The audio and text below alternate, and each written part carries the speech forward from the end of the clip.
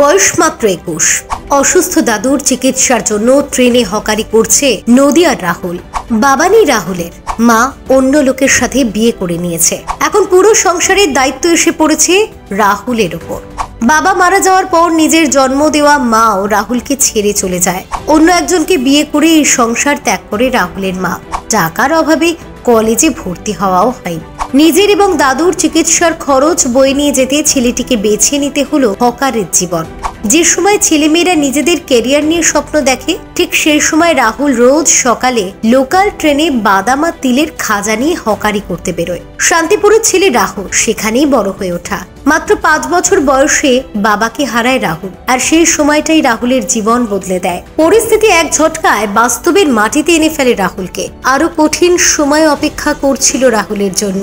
বাবা মারা যাওয়ার পর নিজের জন্মদাত্রী মাও রাহুলকে ছেড়ে চলে যায়। অন্য একজনকে বিয়ে করে সংসার ত্যাগ করে রাহুলের মা।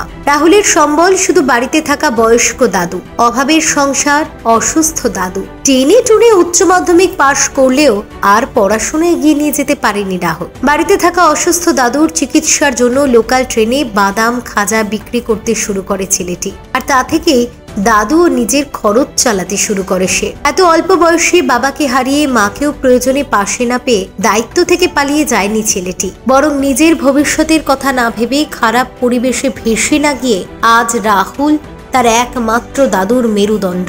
সত্যি এই সময় দাঁড়িয়ে রাহুলের এই লড়াই আমাদের শিখিয়ে দেয়, কখনো কখনো মা নয়, ঘরের সন্তানরাই ঢাল হয়ে দাঁড়িয়ে পড়ে সমস্ত বাধা বিপত্তির সামনে। রাহুলের এই লড়াই বুঝিয়ে দেয় এই যুগেও রাহুলের মতো দায়িত্বশীল ছেলে রয়েছে পৃথিবীতে। Bureau report, talk to time.